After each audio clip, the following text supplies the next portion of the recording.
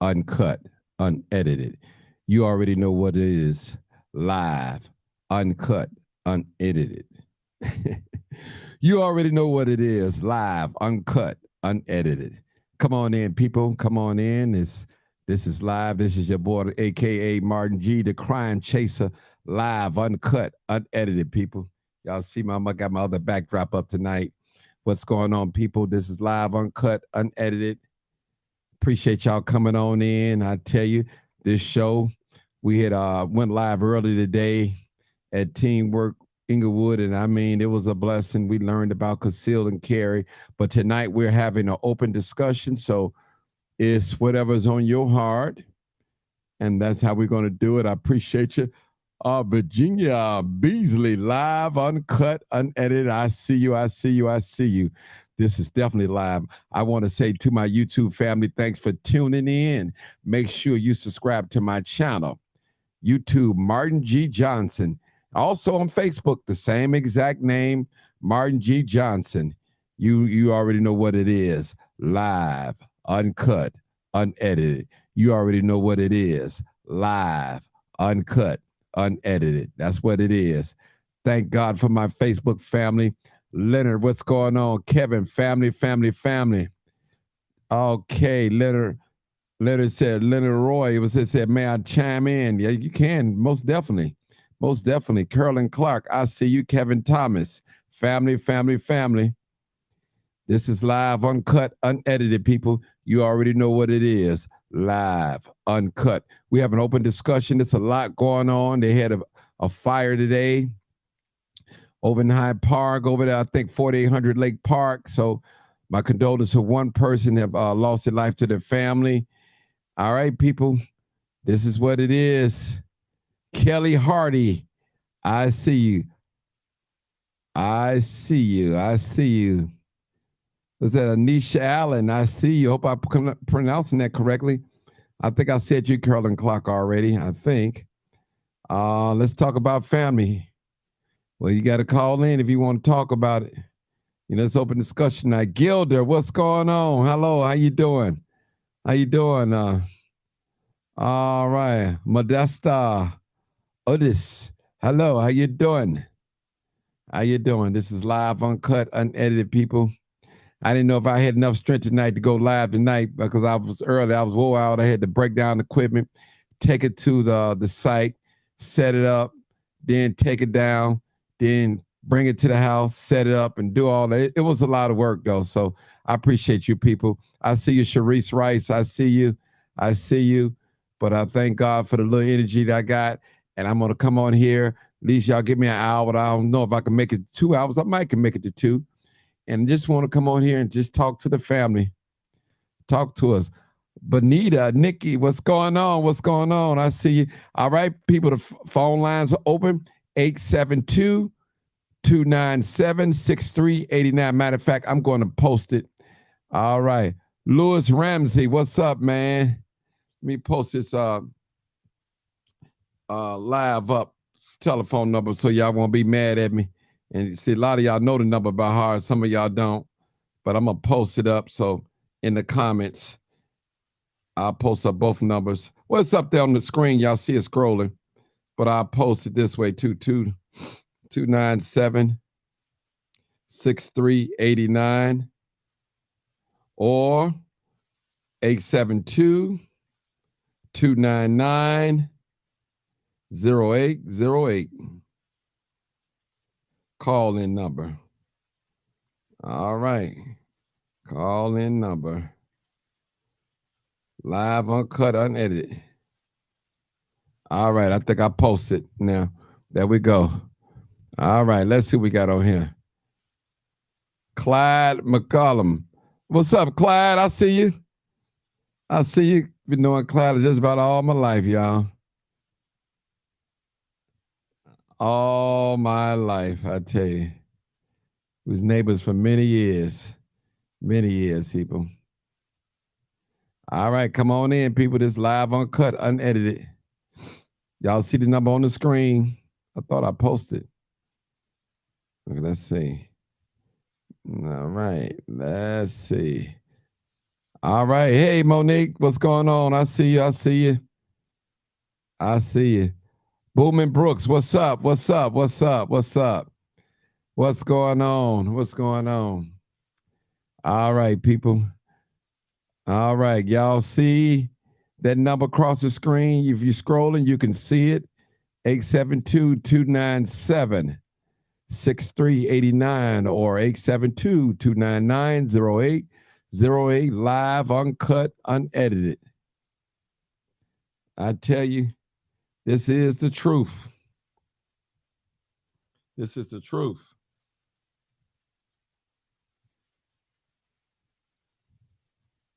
Mm-hmm. Come on in, people. Come on in. Live, uncut, unedited. Want y'all to come on in. Let's talk today. We had a great discussion about conceal and carry today. So if you guys get a chance, make sure. Lionel, what's up, Muhammad, brother? I see you. I see you. I see you, my brother. I see you. I see you. That's a good brother there. That's a good brother there. I see you, brother. I tell you. I tell you. And listen, people, let me just say something. And listen, because you are concealed and carry, and you having a fist fight, not a knife, not a pole, not a chair, nothing. And they fighting you and getting the best. You just can't pull out your gun and shoot nobody. That ain't what it's for. And use deadly force. I just want to come on here and just talk to the family. All right. Come on in, people. This is live, uncut, unedited. My brother Minister, put him up there. Lionel, that's a good brother. All right. All right, y'all. Who is that? Is that Raven Harris? How you doing, Miss Raven? How you doing? How you doing? How you doing? Carolyn Clark, I see you again. I see you again, Monique. I see you. I see you. Oh, Brother Brian, the Church of God, brother. How you doing, brother? Blessings. Peace and blessings to you, brother. Peace and blessings to you. Peace and blessings to you. Andre Rose, what's going on, my brother? I see you. I see you. I see you. I see you. My brother Nathan living out there in Joliet. All right, I know I'm competing with the Golden State tonight. A lot of people playing ball, but listen, this is a matter of life and death. We need to learn. We got to learn. We got to learn some things. I tell you, everything can't be all fun and pleasure. Everything cannot be all right. Was that Menisa? I hope I'm pronouncing that right. I would help. Okay. All right. All right, people. I'm going to get ready to start talking because I guess I'm going to be on here by myself tonight for a little while. And as sure as I get in my zone, I guarantee you that phone going to ring. Somebody going to say, Martin, can I say something? Can I say something? Y'all going to be cutting me off. I guarantee you that. I guarantee you. Brother Byron, I see you, brother. Good brother there. Good brother. All right. Carolyn Lindsay. Hey, how you doing? All right. Knowledge is definitely power. All right. We could just talk about concealed and carry today. And if there's any weapon specialists on here, you can come on here and talk. Be my guest on the panel tonight. Because, today we had a great discussion. And I did not know 85% of the arrests in Inglewood is due to gun arrests, UUWs. Man, that is, listen, people, I didn't know it was like that. Didn't know. I should have screenshot and put that on thing, but it's okay. I didn't do it. Tamika Turner, how you doing? You said good morning. I said good evening. Good evening out here, Chicago. All right. Is that Chanel Jones? I hope I'm pronouncing that right. Hey, how you doing? All right. All right. I see another person. John Showtime Belize. I think I pronounced that. But Leslie, I hope not. Hey, I see you, brother. I see you. Forgive me if I pronounce your name wrong. Hey, you know I ain't number one love here. One love. I tell you, one love, one love. Jules Smith, I see you. I see you. Oh, Vicky, what's going on, Vicky? I see you. I see you. I see you. Who's that? Oh, was that Red Adams? Okay, Adams. I see all that red hair on there. Okay. All right. All right. We got another Adams, Curlin Harlan Adams. All right. I see you. Mika Jeffries. Jeffries. I see you. I see you. I see you. Y'all coming on in tonight, aren't y'all, boy? No crime tonight, now. No crime tonight for me. All right. Younger. Is that Shella He? I don't know. We see each other at the flea market. Yes, we do. When I'm there. All right. JD. JD. Come on, y'all. Listen. Y'all stay with me about 20, 30 minutes and we'll be out here earlier. A little early tonight. All right. Wisconsin and now. All right. If you're located in a different state, type in your location too as well. Type in your location. That would be nice for me. Type in your location because I respect my out-of-towner people. You know, I give you priority over the ones that's here to talk, to speak. Is that Renee? All right, McNair. I see you, Renee. Wisconsin. That's what I'm talking about in the house. Raymond Morgan. I see you. 100, brother. Gilda, Wisconsin. That's what I'm talking about. Hey, Loretta, what's going on? I see you. All right, Memphis in the house. See how people tune in? People are locked in on Chicago. The things are going on in our Mississippi locked in. All right, Mississippi. All right, Tavania Fields Fort. Thank you for tuning in. All right. All right, now who we got here? Andre Rose, the Philippines in the house. Appreciate you, Andre. Appreciate you, bro. Appreciate you. Mika Jeffries, Michigan. Appreciate you too as well for tuning in. LaShawn Younger. I see you. How you doing? How you doing? How you doing? There we go. We have I missed that. All right. Tangi Watson. How you doing? How you doing? Bless you, Queen. Bless you. Bless you. Nathan Joliet in the house. Joliet, Illinois. Southwest suburbs in the house. That's what I'm talking about. In the house. All right, y'all. Come on, show some love. Where y'all representing that? This is live, uncut, unedited tonight. Appreciate y'all tuning in. You could be something else. You could be watching the game. You could be cooking or doing anything, your homework, but some of you guys at work watching me. I appreciate you. You watching, but you're not watching. You're listening in your ear pods. Appreciate you too. Respect. Melrose Park in the house. Steven, what's up, Steven? I see you. All right, I got an Indiana in the house too. Is that Valisa Lewis, Indiana in the house. All right. All right, Steve, Melrose Park right now. That's what I'm talking about. All right. Crystal from Chicago, living in California. That's what I'm talking about. All right.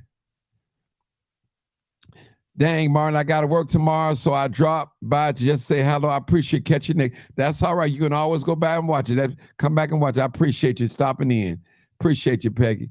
All right. Evergreen Park, Illinois in the house. Jewel in the house. Always at Cal City, Illinois in the house. In the house.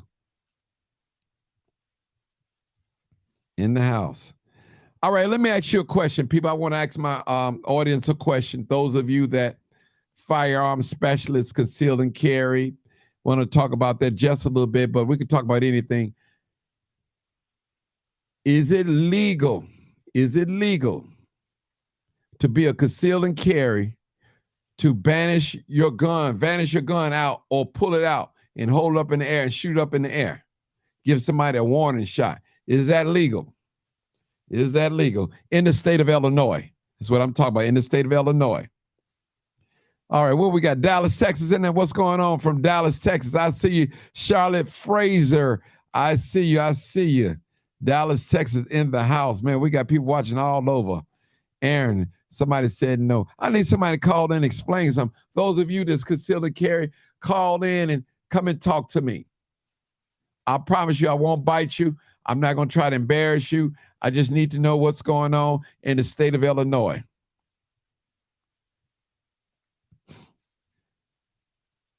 Maisha Smith, she said, no, it's not legal. Okay.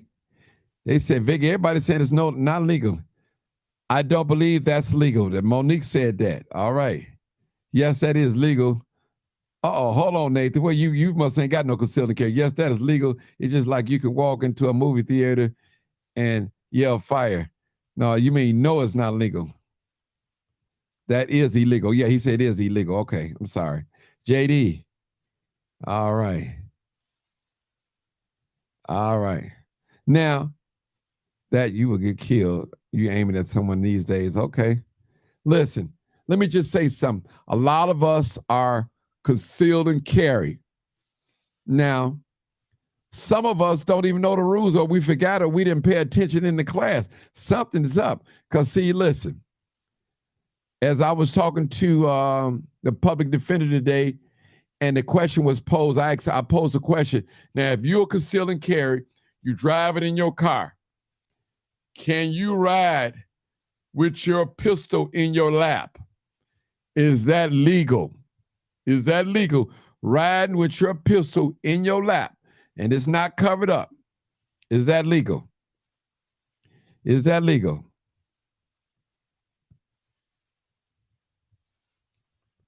All right, come on in, people. Is that legal? You got your pistol.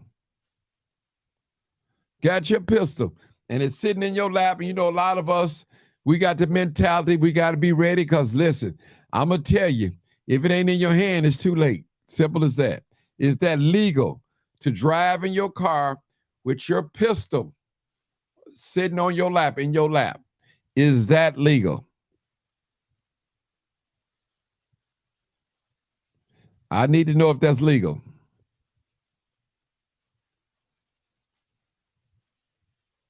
All right, somebody said, no, it's not legal. Come on, call in, Steve. Talk to us, brother. Educate some out people. Educate them. Now, another thing, we posed a question earlier today. Okay, suppose I'm concealing carry and my gun is in the trunk of my car and, well, we'll say the clip is in the front and the gun is in the back, in the case and everything, and I allow my sister to drive my car. She get pulled over and they find the gun. So what do you think would happen? You think the police would let her go or they would arrest her? What do you think? I see my partner Vera Giles Norris, the Cat's House show. We talking about conceal and carry today again. I love that show today. I loved it. I loved it. We got a lot of great valuable information. Yeah. Is that your phone number or mine? He's cutting in and out. Oh no, I don't know. It's not mine. I got a great signal. I hope not. I hope not, sister. She's going to jail. That's right. She's going to jail. Arrest her. That's what it is. See, people, a lot of us, we take law, we take advantage of the law. We think we taking advantage of the law because you conceal and carry. Now, we know as concealed and carry, we can't ride on the CTA bus. Now, even though somebody got killed on the train with a concealed and carry, now, they're supposed to charge that person because even though the person probably tried to rob them, whatever, defend themselves, you cannot carry. You're not supposed to carry, according to the law, you're not supposed to carry a weapon on CTA property. You're not allowed to go inside parks with your firearm. You're not allowed to enter churches with your firearm, people. You can't take it everywhere you go. There are rules that you must follow.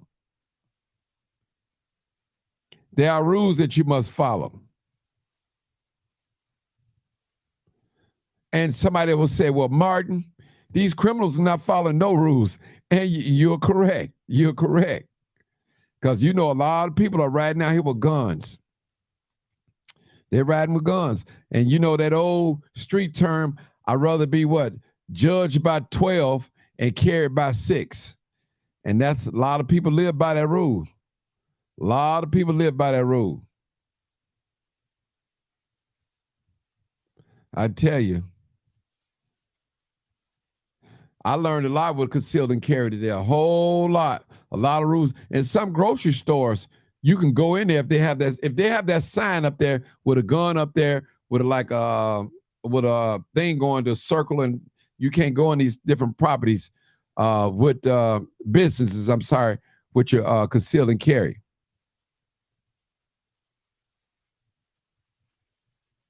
Now listen, they say you cannot have your gun on you even when you are picking up your kids up from school. That is correct. You're not allowed to take your firearm inside of schools. You're not. That's a no-no. That is a no-no. That is a no-no. All right. Red Adams said, I'm not leaving out my house without it. Okay. Yeah, that's right. That's the sign, brother JD. That's the sign. When you see that sign on my screen with a gun through it, you are not allowed to take your gun. The business have a right to allow you to come in and not allow you to come in. If you see this sign that's on my screen right here, and you are not allowed to carry your gun in there. All right. Somebody said, did armed security for for 10 years, CTA is okay with 10 car, but yes, some places, school, liquor stores, and more, you can't. Of course, that's right. Somebody said that if I'm caught, I'm going to jail. Yeah, that's it. And see, and listen, I know, don't get me wrong, people. I understand street justice, the street code. You rather get caught with it than get caught without it. I understand all that. But be willing and ready to suffer the consequences. That's all I'm saying. You know, hey, I understand you. I understand. That's between you and your God. You carry that gun. And my thing is, let me ask y'all a question. I think I asked it earlier today. Suppose I get into a fist fight with somebody. I'm concealed and carry, and they getting the best of me, knocking me upside my head, hit me all in the eye, getting the best. We're fighting. Do I have a right? Can I pull my gun out and shoot him because he's beating me up? I need somebody to answer that. Can I pull my gun out? Will I be able to pull my gun out if we having a fist fight? There's no weapon shown on the other person, and we fighting. And this particular person, he getting the best of me. He beating me up, knocking me all upside the head, knocking me down. I'm getting back up and fight. So am I allowed to pick up my gun and shoot him because of self-defense? Somebody answer that question. Somebody said, no. So you telling me I'm supposed to take a whipping with a gun in my possession, huh? I got to take that whooping. I got to take that whooping, huh? Raymond Morgan said, nope, you got to take that, you know what, whooping. Yeah. All right. All right. Okay. Absolutely not. Okay. All right. So y'all answering the questions. Yeah, y'all answering them questions. Definitely right. You're right.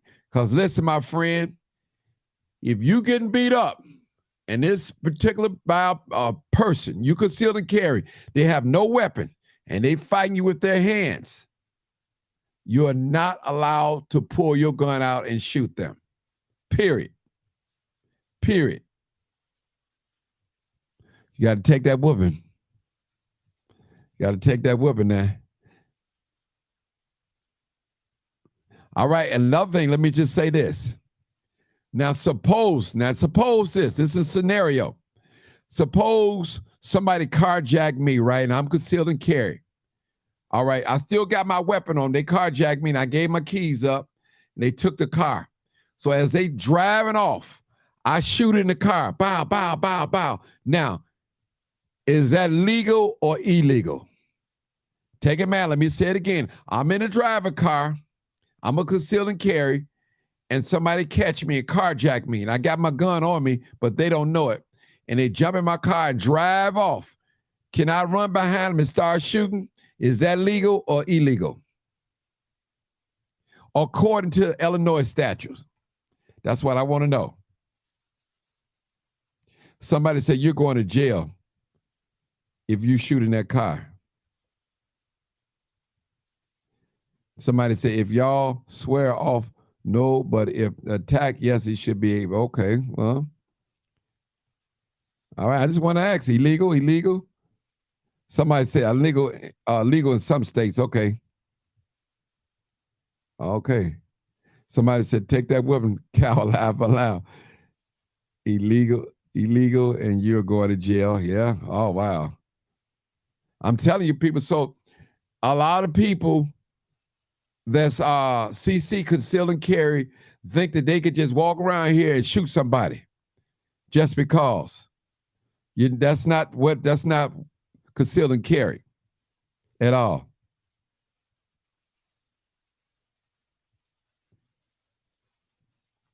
Now listen.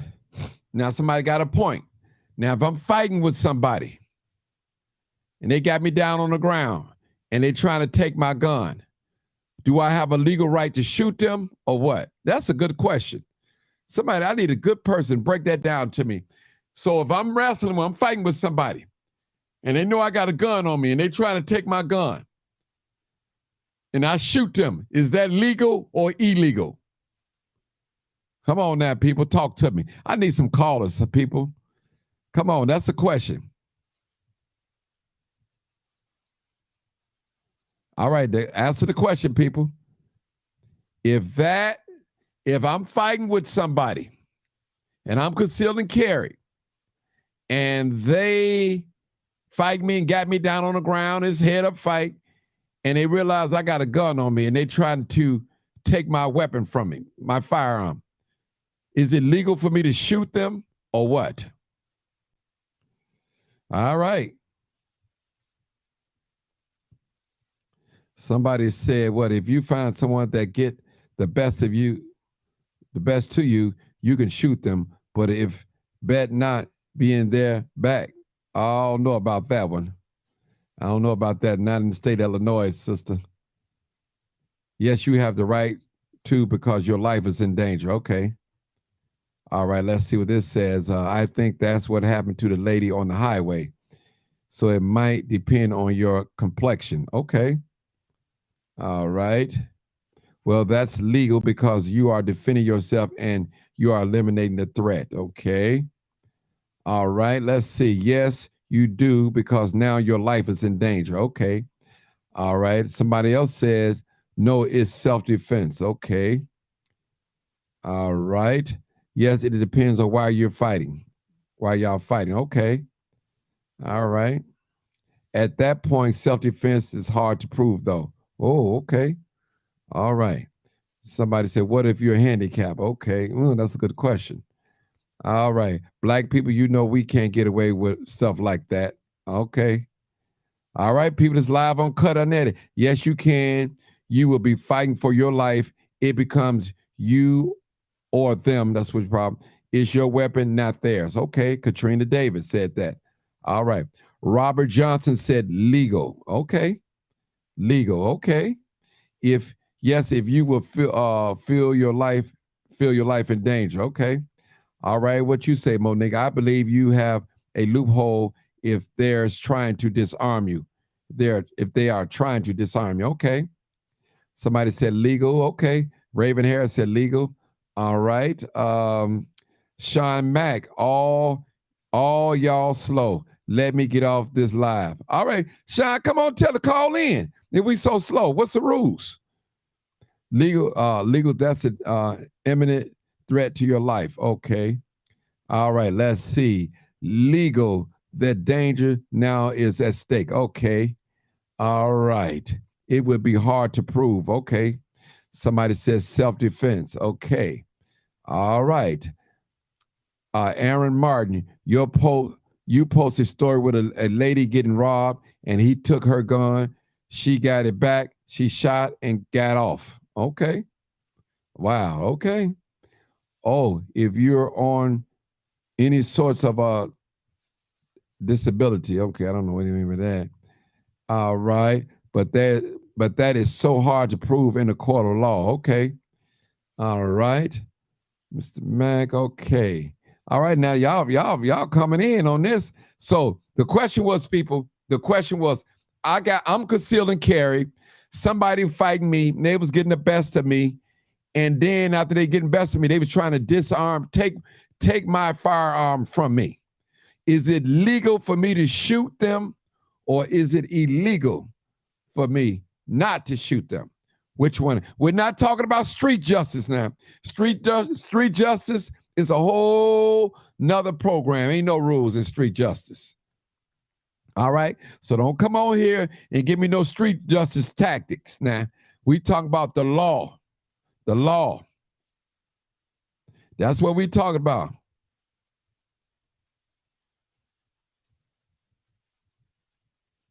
That's what we talking about. We talking about rules now. We're not talking about I'd rather be judged by 12 and carry by 6. So we're not talking about street justice. If somebody come up on me, I'm gonna blow their brains out. If they look at me hard, if they cut me off on the expressway, I'm gonna start shooting. That's street justice. You taking things in your own, you taking matters in your own situation. Right. Now, somebody said, Timothy Pitt said, yes, that's the whole point of carrying a gun, self-defense. Okay. Self-defense. Self-defense. All right. Denise said legal. Denise Wilson said legal. Okay. Okay. Road rage is getting more serious all over. Correct. Now, I want to ask you guys a question. This is a good one here. Suppose I'm concealed and carry, right, people? And I'm sitting in a restaurant. Here's a man come in and rob the restaurant. And he robbed the restaurant and he got everybody. Okay, I got a call. That's good. He robs a restaurant and he's coming there with a firearm. Do I have the right to use my firearm to shoot? Do I have that right? Do I have that legal right? That's what I want to say. Legal right. Now, we're not talking about street justice, but do I have a legal right to shoot somebody? Here I am in the bank. We'll just say I'm in the bank. And a bank robber coming there with a pistol that I can see, visible. Hey, caller, where you calling from? Caller. 3864, where you calling from? Oh, they hung up. I don't know what happened. All right. Listen, talk to me, people. Talk to me. So if I'm in the bank and somebody's in there with a firearm robbing the teller, the bank teller, all right, he got the weapon pointed toward the bank teller, and I'm a conceal and carry. Now, number one, I really shouldn't have my pistol on my side inside of the bank, but is it legal for me to shoot? I'm helping you. I shouldn't answer that question for you, but come on. Somebody say yes because your life is in there. Okay, now what about the rule that you're not supposed to have your firearm in the bank? What about that? Do that supersede that? Somebody say yes, you can shoot him as long as he's not walking out. Okay. Now, we know that we should not be carrying a firearm inside of a bank. We all know that. But some do carry their firearm inside the bank. All right, Nathan said, well, you're not the judge or the jury. That's a tough question to answer. I would try to defend the people inside of the bank. Okay. Now, you cannot have, that's right, correct. You cannot have a gun inside of the bank, even though you are a concealing carrier. You can't. Now, Sharice Wright said, yes, you have the legal right to defend yourself and others. Okay. First of all, Maisha Smith said, first, you should not have a gun inside the bank. Okay. No weapon on your job. Okay. All right. I was about to say you're not supposed to have your gun in the bank. But suppose you have your gun in the bank and you see a gun, a person robbing the teller, have a gun up to the teller, to the bank teller. So what are you supposed to do? Are you going to not pull your weapon out? Are you going to shoot? Is that illegal to do that? Is that legal or illegal? Which one is no weapon on your job? That's right. You post. Yeah, right. Somebody said laws are meant to be broken. Okay. Robert T. Not PT Roberts. Okay. It's good to have license to carry as well. Definitely good. All right. What's up, Val? I see you. I see you, pretty eyes. I see you. All right. Manuel J. Garcia. Let them keep robbing the okay. YT man, bank allow for allowed. Okay. All right. All right. Okay, Monique said, no, you broke the law and he's not threatening you. Let him take the insured money. Okay. Somebody said, I think different states carry different laws. Correctly, Al Hubbard. Okay. All right. Legal. I'm going to say, no, you can't shoot him. Okay. All right. All right. PT Roberts said, but you're not going to catch that body. Okay. All right. All right. Max Slim Littleton. That's true. So, okay, somebody said, what law says you can't have a gun in the bank? The bank. The bank don't want you coming there with a hoodie or glasses. And they had them saying, you can't walk in no bank with no gun. No way. No way. You better not let them know you got a gun. No way. Kim Edenton. I see you. Good evening. I see you. I see you.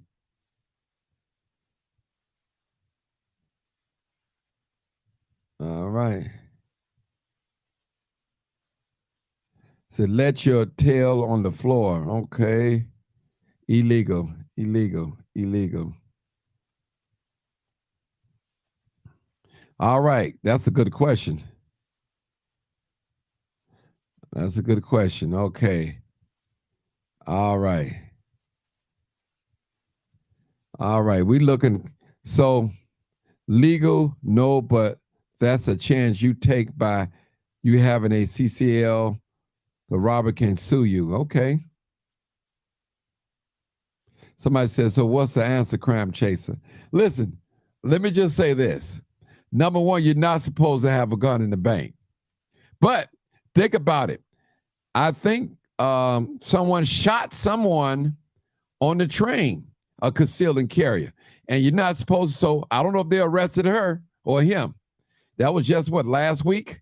So it's like if it depends on the state's attorney. You know, you're not supposed to have a gun. You're not supposed to have a gun in church. You're not supposed to have a gun in the parks. You're not supposed to have guns in schools or any public place or thing like that. You can't walk into the police station with a gun. So, man, these laws are a little tricky. It's a little tricky. So, man, it depends on the prosecutor attorney. Yeah. That's right. Post office as well. You're not supposed to go inside of the post office with a firearm on you. That's right. The bank is on the door. No guns allowed. That's right. Ella Clark, how you doing? We talk about conceal and carry. There's a no firearm sign outside the door. Listen, any business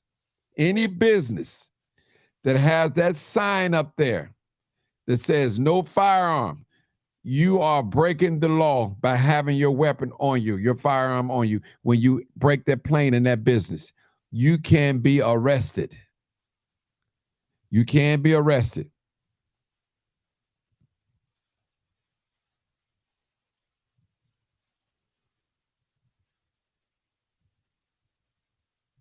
They say you can't talk on cell phones in the bank. You're not supposed to. Somebody said, well, what's the reason of the right to bear arms? For white folks, you know what it is. Donnell, Dionell Hill, I got a caller. Finally got a caller. Somebody got some guts enough to call. My goodness, true. You won't be charged for murder, but you will be charged for carrying on a public transportation. Okay. Because I'm telling you, here in Chicago, someone got shot on public transportation. A conceal and carry shot someone that tried to rob them. So, I mean, it is what it is. Okay, caller, where you calling from? You my only caller. Hey, what's up? What's up, bro? Where you calling from? Hey, what's up, bro? Where you calling from? This Tickle Merc, I'm calling from Texas. Okay, come on, bro. Now, you know our laws are different from your guys, but you could explain some things to us. Oh, yeah. Go ahead. Okay, go ahead. Explain what you want to talk about. What we're talking about. I was just, what was the question? I heard a couple of things before I called in. Okay, it's no question. I mean, it's on the lines of conceal and carry.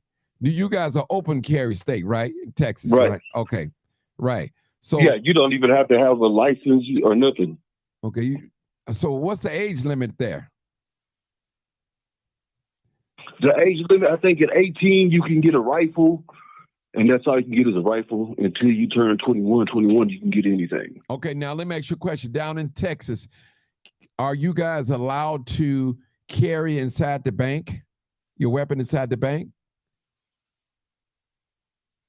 No, you can't carry a weapon inside the bank. Okay, tell me some places. I don't even think. Go ahead. Tell me some places. Yeah, I don't even think they allow you to have like. Sorry about that. Go ahead. Tell me some places. Well, tell me some places where you can't carry a gun in Texas. As far as businesses and public parks, post office. Post office. Okay. Post office, the police station, of course. You can't carry inside a police station or a courthouse. Okay, courthouse. Okay. Now, what about your grocery stores up there in Texas? Oh yeah, you can in the grocery store, Walmart, HEB, any of that. You're free to do that. Oh wow. Okay. Hold that. Yeah, church, amusement parks, amusement anywhere. Park? Yeah, wow. Yeah. Wow, I didn't know that. We're talking about Texas now. Don't get it confused, Chicago. You be saying, well, the crime churches said you can carry the music. No, I didn't. We're talking about the state of Texas, okay? State of Texas. Hold on, caller. I got another caller. Hey, caller, where you calling from? 8217. Where you calling from, caller? Hey, caller, where you calling?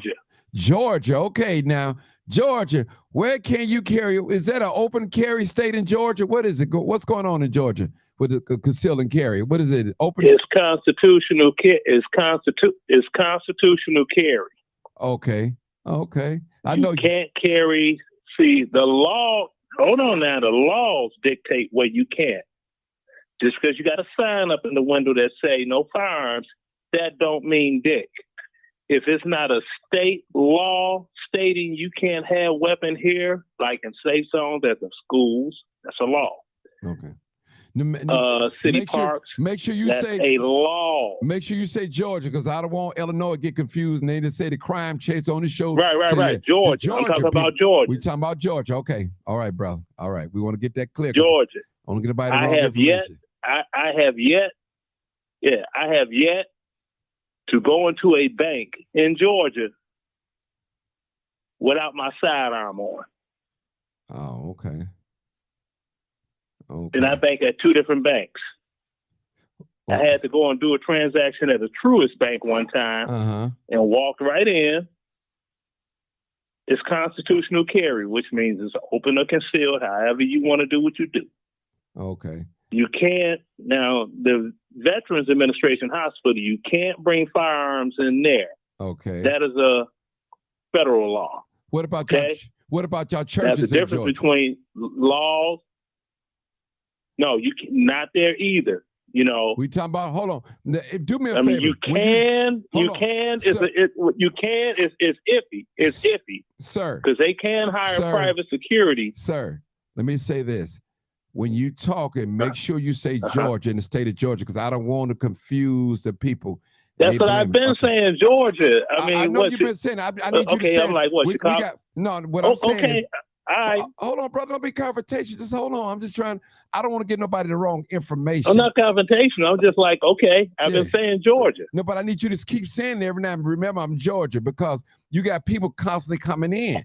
You got people leaving out, and you got people coming Okay, into this well, live. in Georgia. Okay, in Georgia. Go ahead, Well, I'll lead off with in Georgia. Okay, In Georgia, okay. if you have a church, right? In Georgia, if you have a church, Mhm. and that church has private security, whatever, right? Mhm. Which they can hire, whatever, right? Right. You can carry. I recently worked with a caterer that did a repass, and it wasn't in the best neighborhoods. I got on a double-breasted suit and my 9mm on my hip in the rec, whatever they called it, of the church, where they got the kitchen and all of that, the rec room or whatever they call it. Okay. So, yeah, Georgia is different. Well, really, southern states are different. Now, do you Illinois? Now I'm talking about Chicago now. Go ahead. I'm talking about Chicago okay, now. good, perfect. Go ahead, brother. Illinois has had the stiffest gun laws on the books forever and a day, and it ain't doggone solved squat. I agree with you on that, brother. 100%. 100%. Yeah, it ain't solved. It ain't solved squat. I got into a situation in Chicago in 2015, and when I went to court in Skokie, I had to stay up there for a whole year, leave my life alone in Georgia, going through this case. Okay, my lawyer, and see, that's a plus. I got a lawyer. Not no, what do they call those people? Public defenders. Public defenders. No, yeah. I pay lawyers. Okay. I had a defense attorney, and he told them, because they were like, "You got a permit?" I said, "We don't use permits in Georgia." "You got a registration?" "We don't register weapons in Georgia." "Oh, okay." So my lawyer, I turned him on to, these are the laws of Georgia. And he submitted that to the judge. He used some type of funny legal term for them to accept Georgia law into whatever it was going on as of whatever in Chicago. And the judge did it. And after almost a year, January 26, 2016, I left, and I've been back down here since. Well, can I ask you a question? How did they catch you with a firearm here in Chicago? Would they pulled you over, or somebody called in on you, or what? What was the deal? I was called in on. They had my license plate number, make, model of car, took pictures of me at a party, posted them on Facebook, did the whole 9 yards. I was going through a divorce at the time. Okay. Yeah. But it was cool, though, because, I was like, I'm not tripping. What y'all got me for? I ain't shooting nobody. Yeah, it's a UUW here in the state of Illinois. Yeah. But, Yeah, that's I got a UUW. Mm-hmm. They said it was aggravated unlawful use of a weapon. Man, if you in discharge conjunction with vehicle. I'm like, oh wow, come on. No. Yeah. I'm like, where? I'm like, okay, y'all on some. It's all right. I'm like, I'm not tripping though, because see, you can pull this on your regular everyday whoever. I hire lawyers. I'm a lawyer, dude. I pay retainers. Hold on, brother. My freedom is priceless to me. Hold on, so, brother George. I'm good. Somebody said he's lying. What he's lying about, Alston Young? What is he lying about? What is he lying about?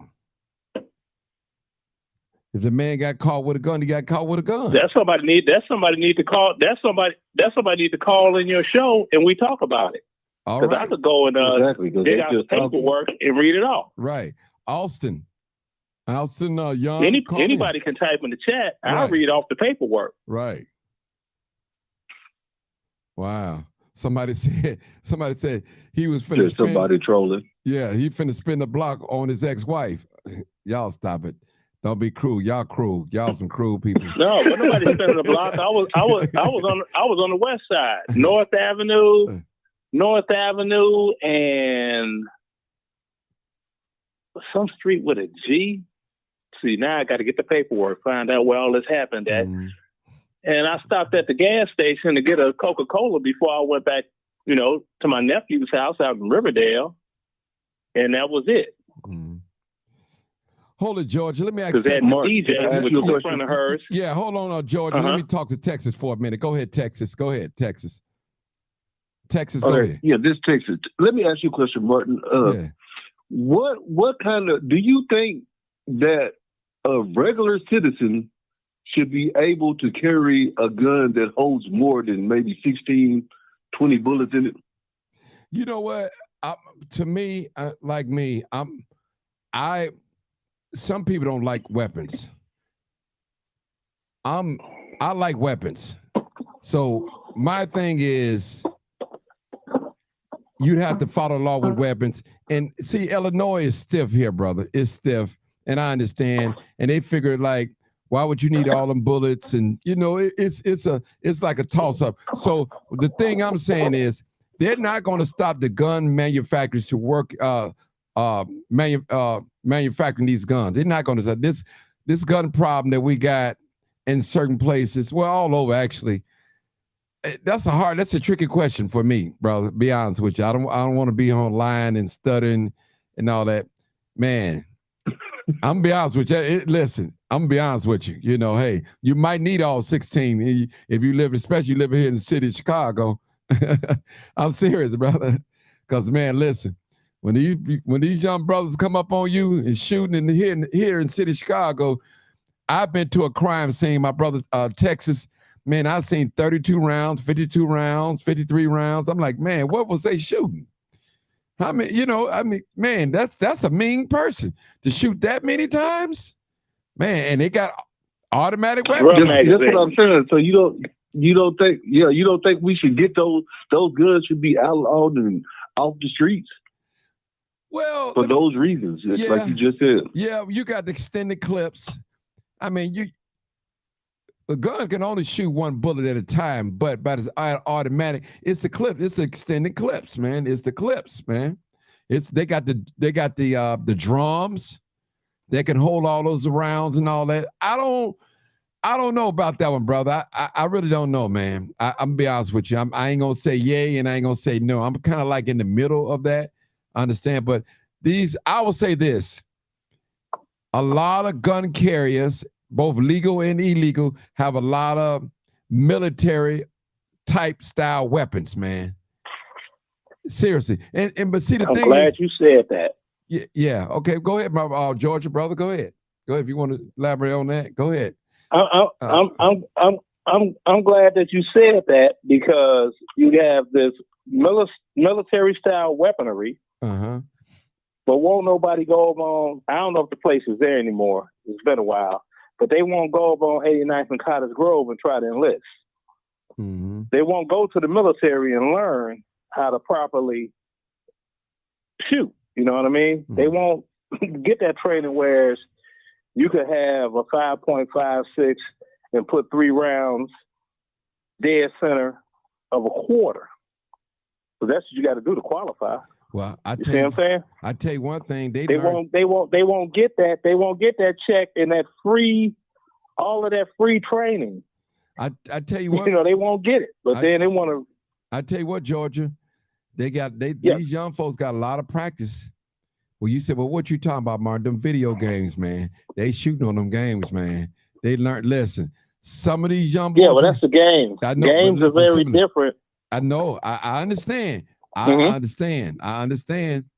But listen, some of these young boys not missing now. They're not missing because especially, I mean, in Chicago, I don't know what goes on in Texas and Georgia, but Chicago, man, You got youngest 10, 11, 12, 13, 14, 15, and they got bodies.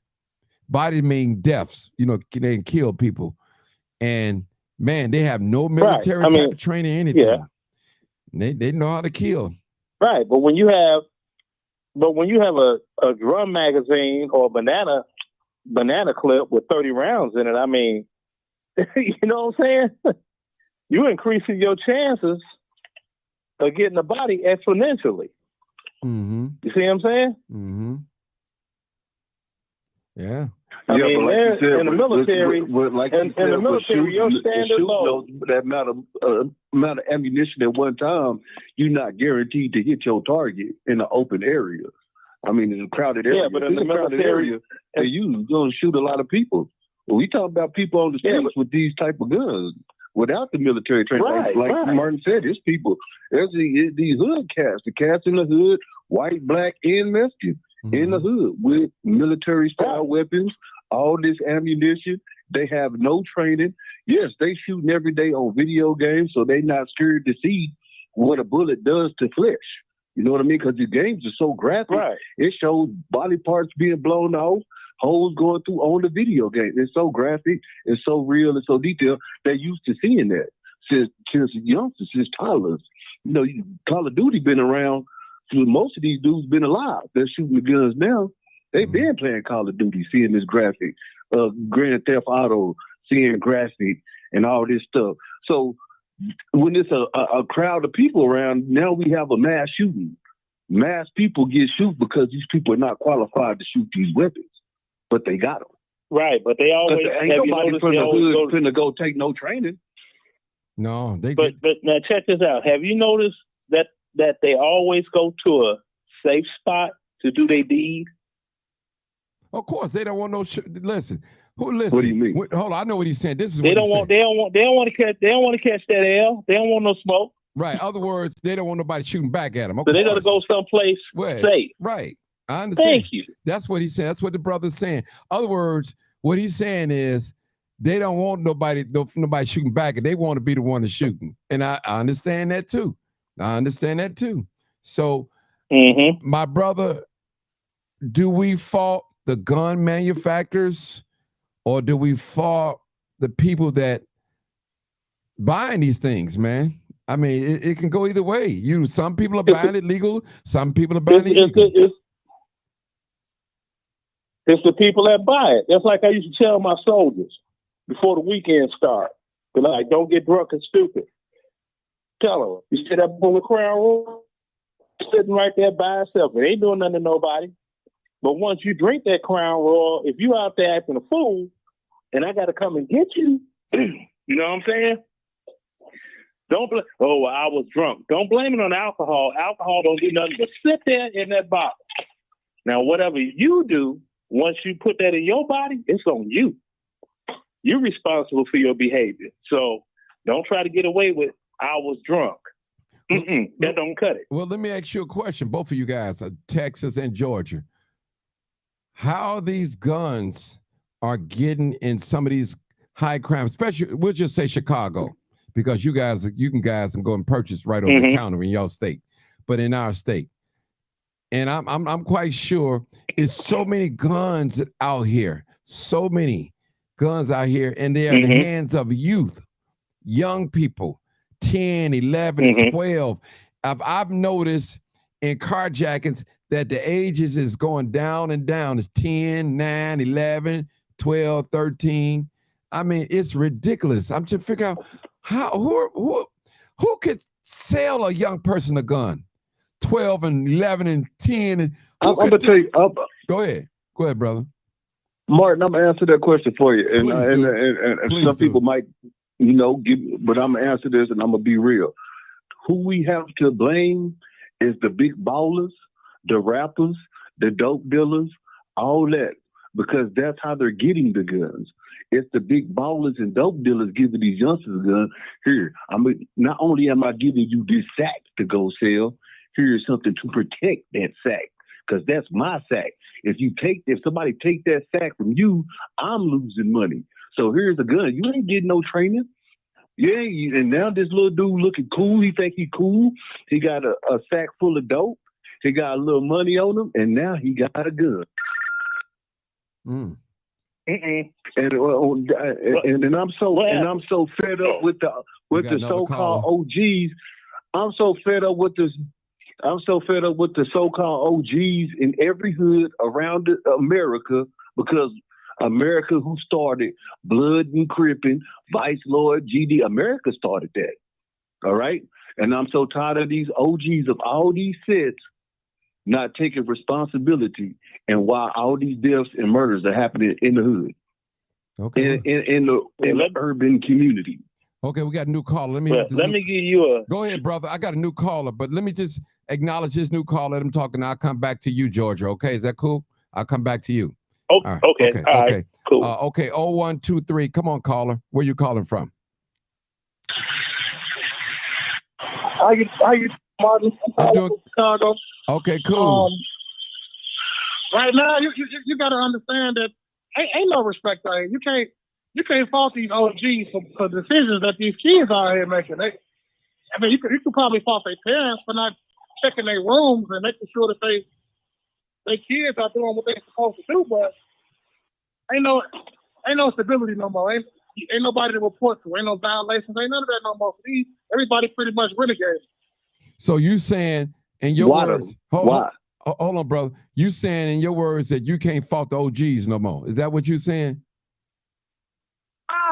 It's way past that now, man. These OGs getting out of jail and getting killed trying to tell these shorties what to do. It ain't no structure like it was back in the day, man. Anybody want to comment on that? These kids is hungry, man. Okay, well, let me add something. Let me add something in. Go ahead, Georgia. Go ahead. Behind the Texas brother. Now, okay. Martin, you should know about this story because you covered it. Okay. Okay. You covered it. I covered so now, many. do you remember a story? I know. That's what I say. X off that statement. Okay. There was a doggone mass shooting in Chicago, 79th near Campbell. Okay. You remember that one? Campbell. How many people got shot? If not, because I remember it was a bunch of people. It was one, and they recovered weapons. Yeah, I remember it was one by the funeral home. That was like right off Halsted. So that was Rose Funeral Home. No. This is on 79th and Campbell. Okay. Now, how did the weapons get there? You had three brothers from Chicago that joined the military that was stationed, incidentally, at Fort Campbell in Kentucky. They were purchasing weapons in Nashville, reporting the weapons stolen, and selling them in Chicago. And when they found a bunch of weapons there, they did a serial number check on the weapons. All of them tracked back to this one gun shop. Okay? And right there, Nashville, Tennessee, right? Right. So after that, they contacted Nashville PD. They got with the gun owner. The gun owner backtracked his records. It came up to 3 individuals for all of those serial numbers for those weapons. And it also said, okay, they were military. Because, see, you can go with your military ID. I'm active duty military.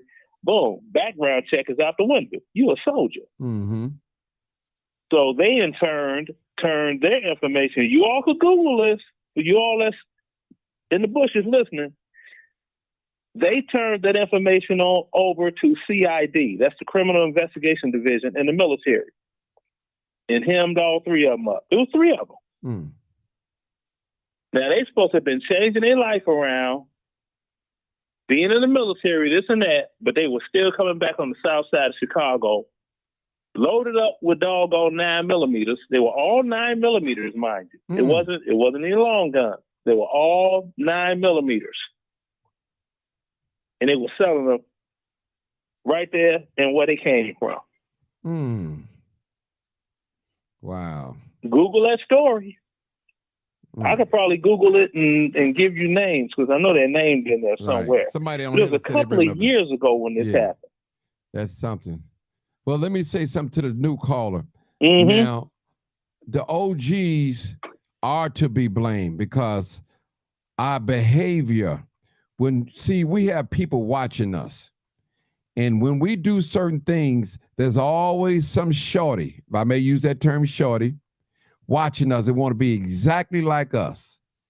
You have some of these OGs, they've been around here killing people, bullying people, robbing people, taking people drugs, selling drugs. And you got little shorties watching them coming back and forth, going to the stores, schools, and saying, I want to be just like him. Everybody's afraid of him. So I want to be like him. I want to be that person when I grow up. And you'll be surprised. You speak to some of these shorties and you ask them, who are your heroes? And you can't be nothing that you don't see.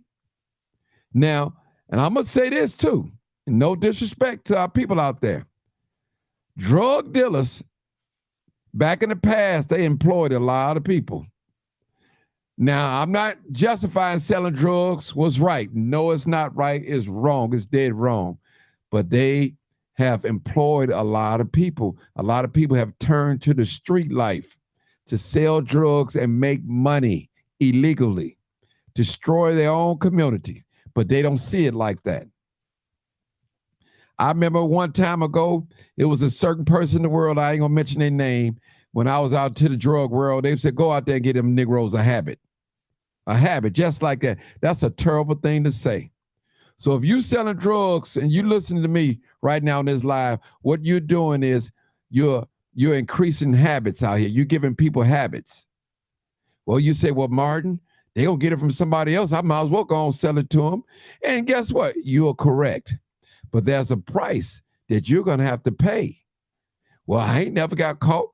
I'm respectful. I don't call nobody hypes or cluckers. I ain't robbing nobody. Ain't nobody OD on me.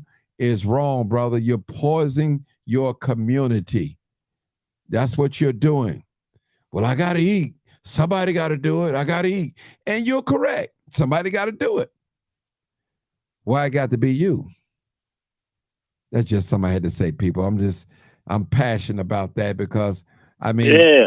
I remember back in the day, you could witness this, Brother Georgia, and you before my time a little bit.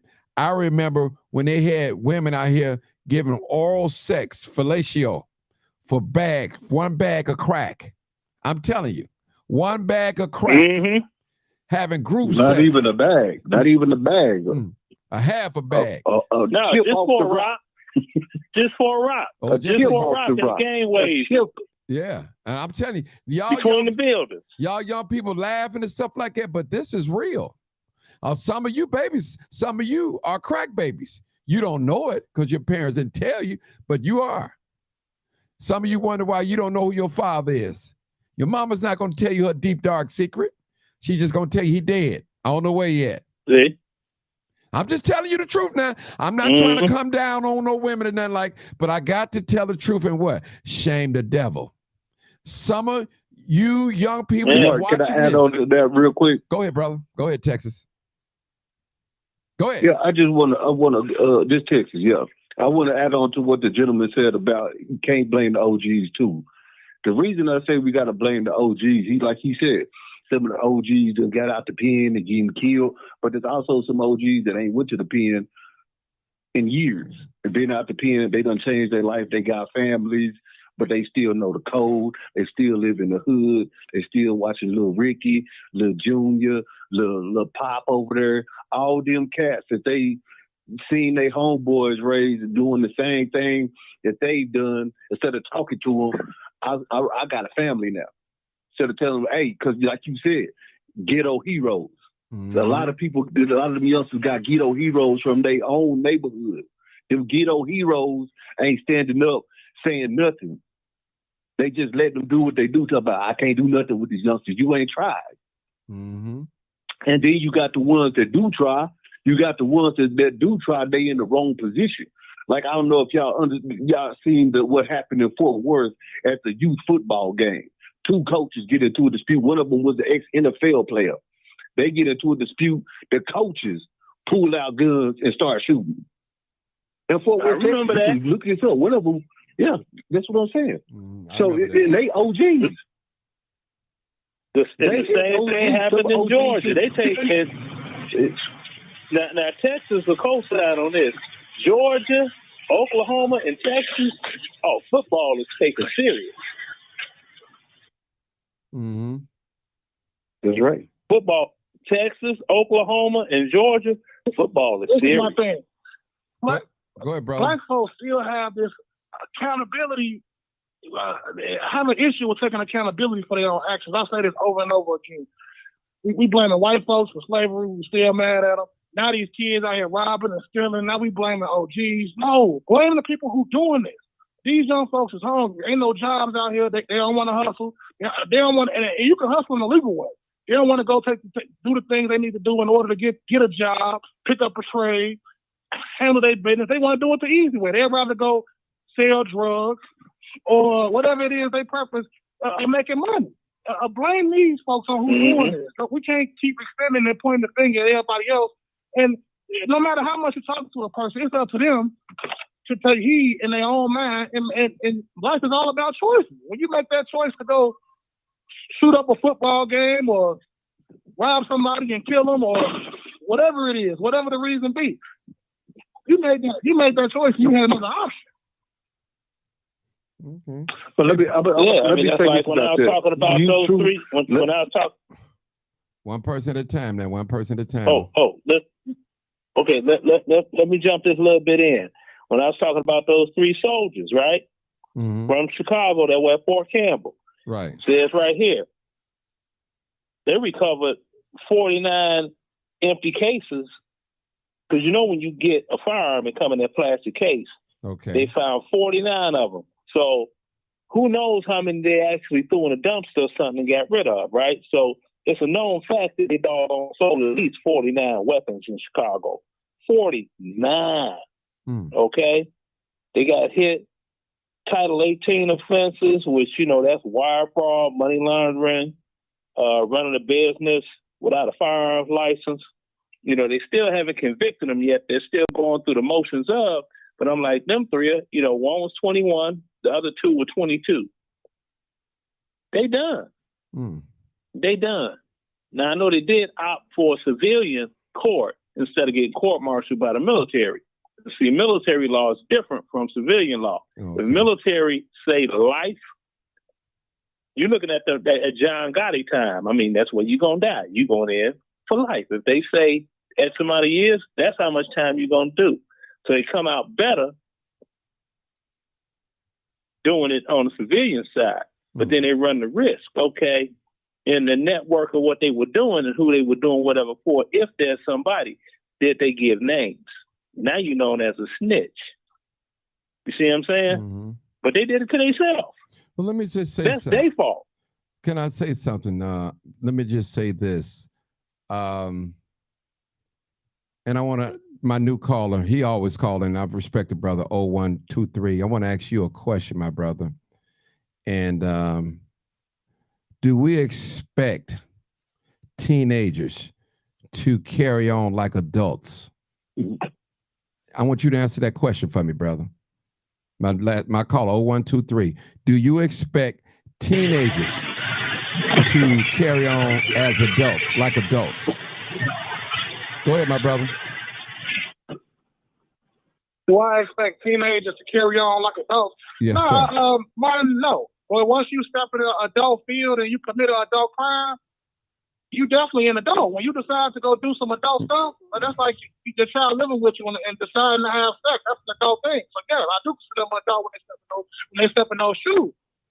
But if anything, you got to blame the parents. That's all I'm saying. I feel like you should know where your child is at all times. Well, can I ask you a question? Can I say something, Martin? Yeah, go ahead. Go ahead. Hold on, I'm on your mic. Go ahead. Okay, my question is, I want to. Okay. Who is it? Texas. Go ahead, Texas. I'm gonna submit, and I'm gonna go next. Go ahead, Texas. Go ahead. Go ahead, okay. Texas. No, because I wanted to, before y'all left that conversation, like he said, taking the accountability. You right on the head, Martin. Like you said, he said it too. Like you can't make nobody young have adult responsibilities. See, just like when you join a fraternity, when you join that fraternity in college, You take on big brothers. Big brothers show you what to do and how to live your life as their fraternity life, right? You got somebody who sponsor you. See, it's the same thing in the streets.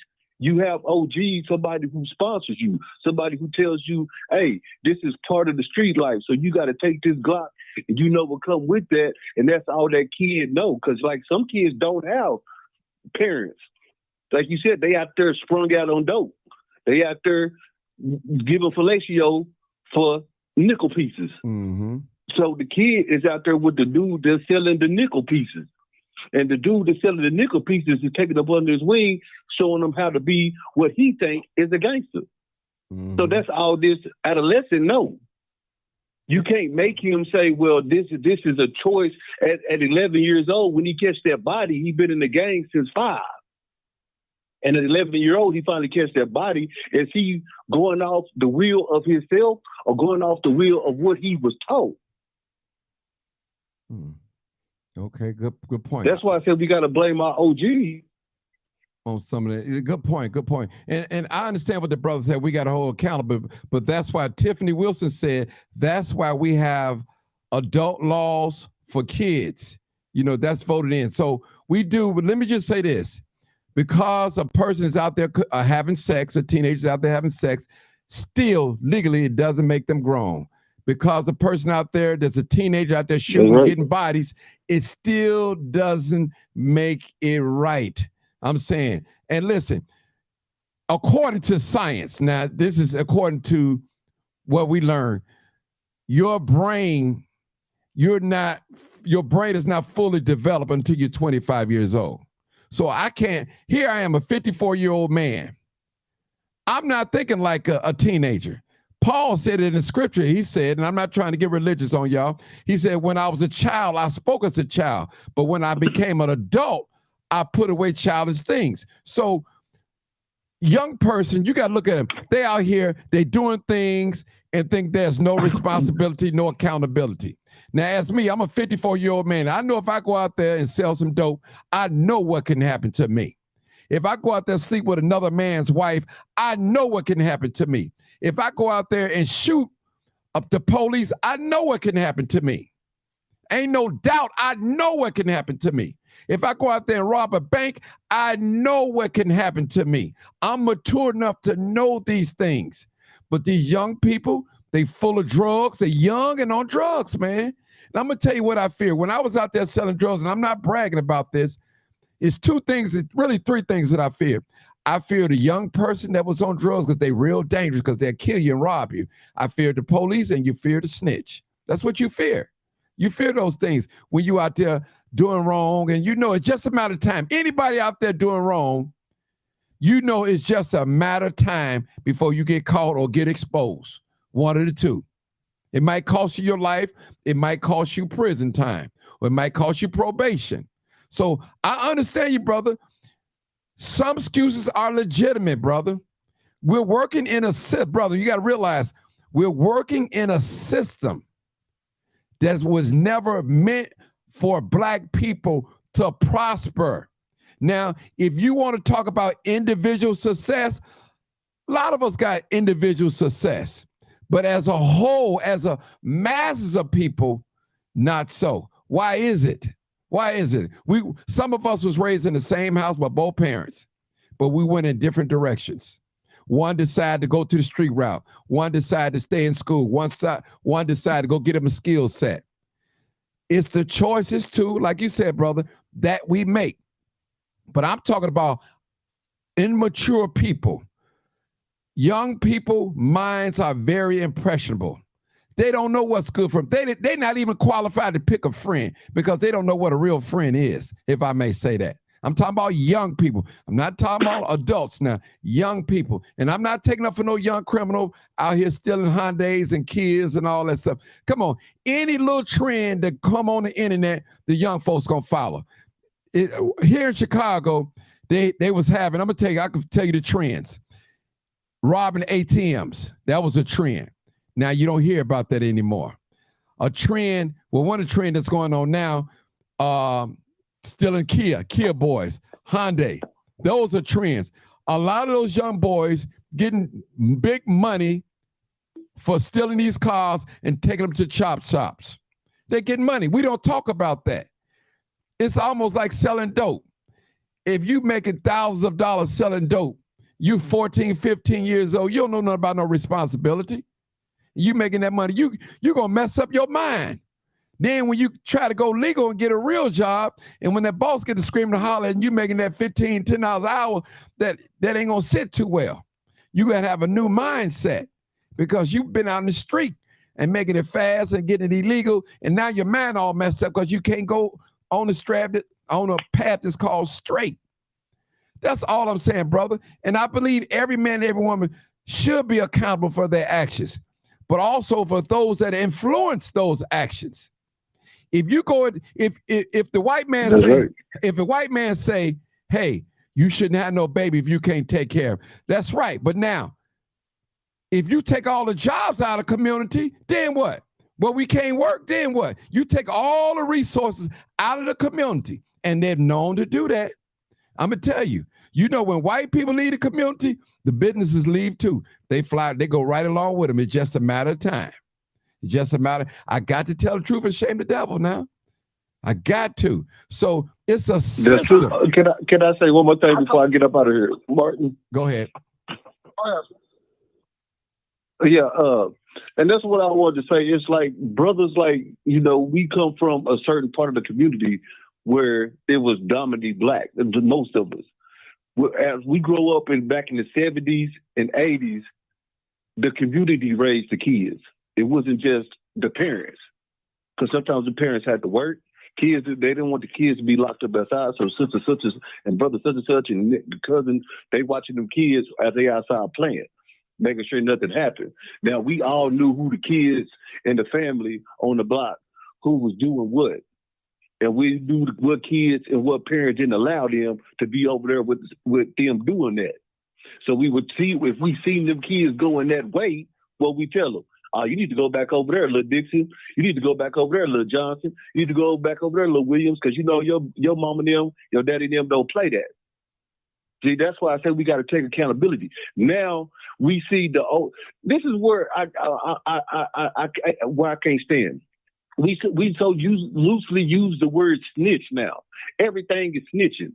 The old lady across the street, you've been living across the street for 25 years. She done bought her house, been living over there. Then your butt, 19 years old, come over there, rent the house out. You selling dope. You got the whole block hot. The old lady across the street called the police because she don't want you in the community. Now she labeled as a snitch. Are you kidding me? Like, this is how we think now. That everything is snitching.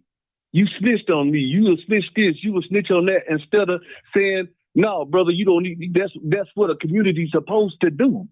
That's what, if you over there giving that old lady hell, over there causing trouble, the community's supposed to get you up out of there. That's what community's supposed to do. They ain't snitching. That's called being a neighborhood watch witness. Is it a witness? We got a different time now. Back in the day, you was able to correct somebody else's kid without their parent coming back and accusing you or getting an attitude or giving you any kind of rebuttal or feedback. Nowadays, you say something to somebody about their kid, they instantly get offensive. Pride is the same thing as it only depends.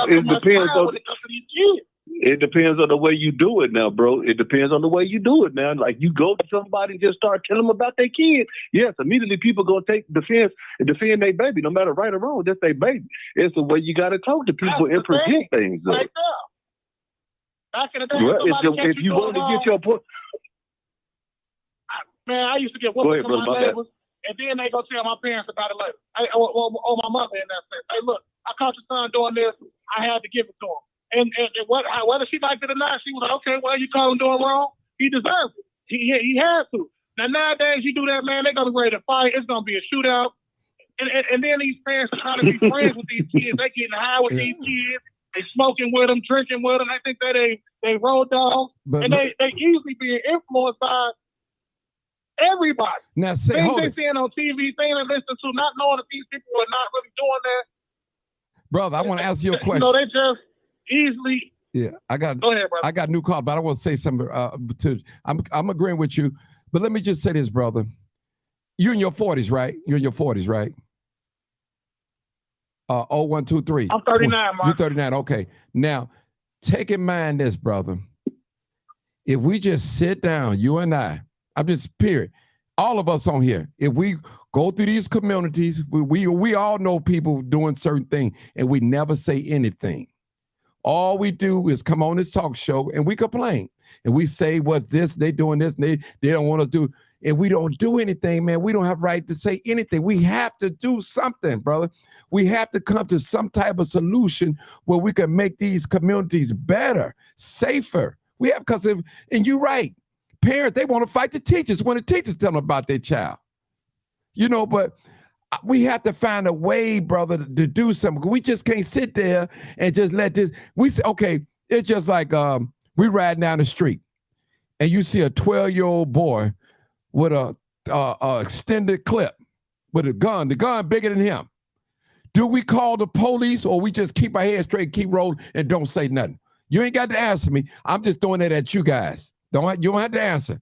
Now, a 12-year-old on the bus stop with extended clip, you can see the clip hanging out on the bus stop, and we ride by and see that. Do we call the police? Do we just keep riding, or we just keep the blindfolds and keep straight and don't say anything? Then we find out 2 hours later when we look on the news, it was a mass shooting in that same area where we seen that 12-year-old with that extended clip. Do we say anything? Do we just sit by and don't do nothing? Do we get involved? That's the question I want to ask. But I got a new caller. I'm going to let the new caller say something. Come on, caller, 6112. Come on, caller. I'm sorry. Go ahead, caller. Go ahead. How everybody doing? It's real. If I was as I'm listening, I call in, and exactly what's on my mind, you talking about, Martin, as you just got done. So inside my mind, I'm thinking, and I pretty much put a pattern together. I'm looking at all the comments, good comments, sincere, caring type of comments, and I'm listening into the conversation. And I think back on two things. First thing, there was a question said, you asked a question that do young people, you know what I'm saying, do we feel that they should be or think like an adult? And I think back on a guy by the name of Reverend Moffett, who come from down south. And I'm thinking back on people like my father, who at the age of, because the fathers was in the home. It was either off in war or something like that. But they had to go out there at the age of 12, 13 and start hunting for food, had to learn certain skills to sit up there and bring the food back home so that it could be prepared at a young age when they had a whole bunch of brothers, a whole bunch of sisters.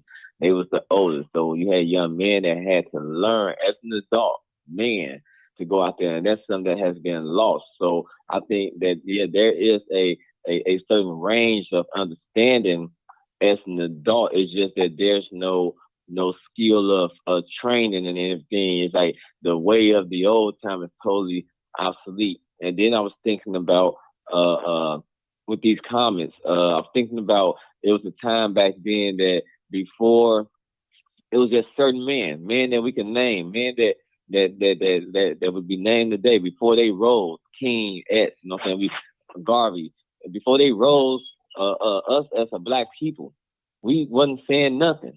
Oppression, slavery, and all this stuff was going on. It was just yes, mass. Whatever the law was, nobody was fighting against it. And then resistance came about, and men rose.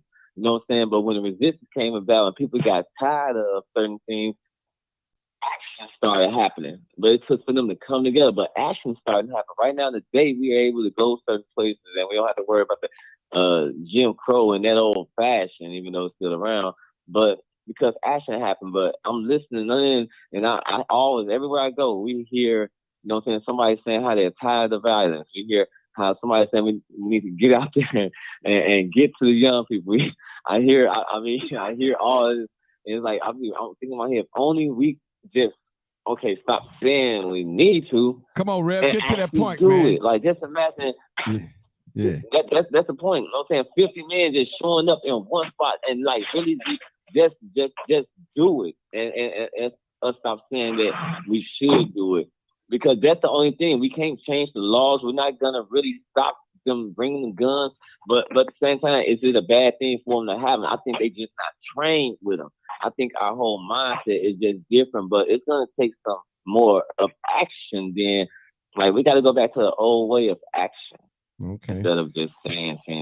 Yeah, hold it. I want my Georgia person to say something. The military man, go ahead, say something. You've been quiet for a while. Well, when it comes to the training and all that, that's if you have to actually defend yourself. Now, these knuckleheads out here in the street, they ain't about none of that. They trying to emulate something that they think is cool. That's all it is. They're trying to do an impersonation of what they value as, yeah, that's what life is about. And you only do what you know, and if this is what all they've seen, what do you expect? Well, that's a good point. You know, it's a lot of blame to go around, but look at the logic of it all. What do you expect? You know, now, if I didn't do what I did in life, what example does my son have to look at and reflect back and say, okay, when he gets to that age, all right, I graduated high school.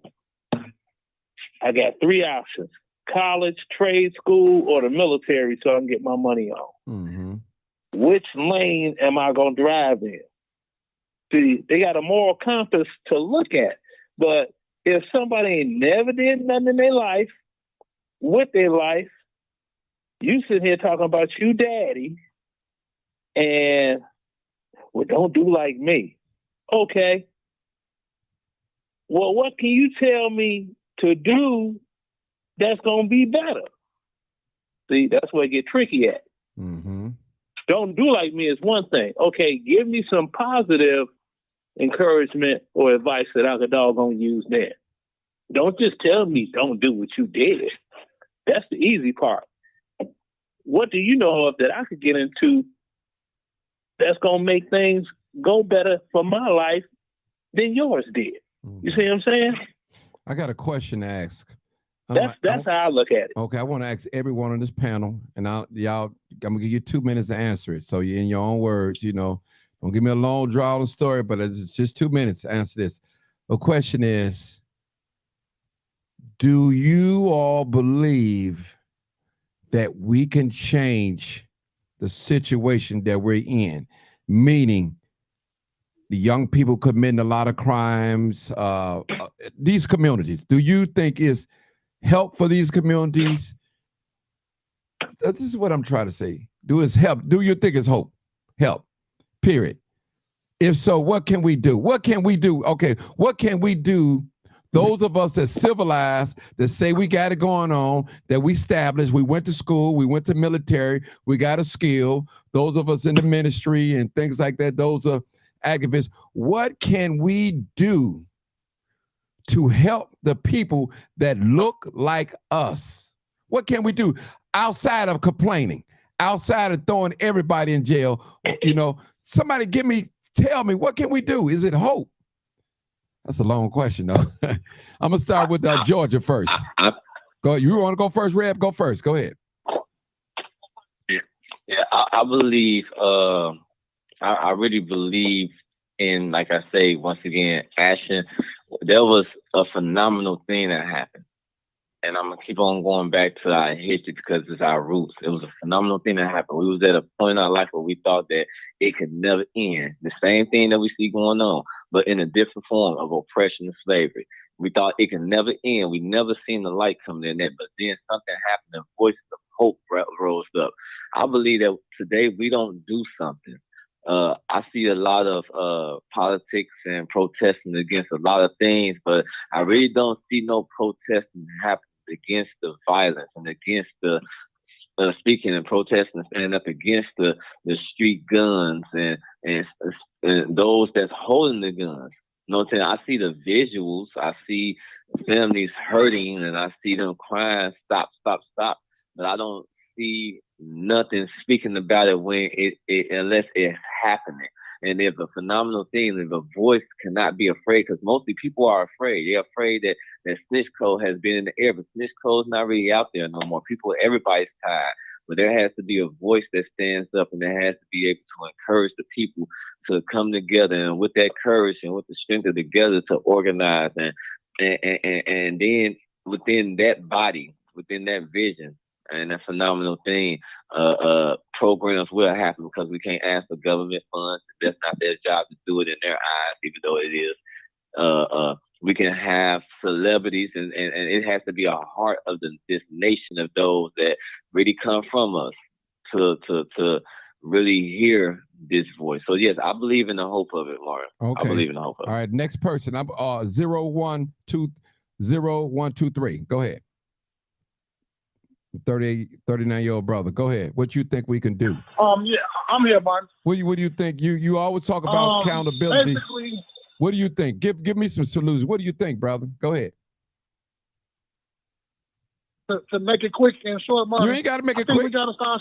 Go ahead. It starts with these households. I think these parents should take a little bit extra and see what's going on with your kids. Mentally and physically. Go in there and check under their beds. Talk to your kids. Sometimes these kids going through a lot. My man Red said that last week. They're going through trauma. They're going through different things. We got to start spreading more love. It's easy to hate. It's easy to say, oh, it's this people's fault, it's these people's fault. We're not spreading enough hate in our nation amongst black people, amongst people, period. It ain't enough love. And that's why I feel like a lot of crimes are going on, because people are angry. They broke, they're starving for whatever reasons. And you won't know that unless you talk to them. Okay. That's right.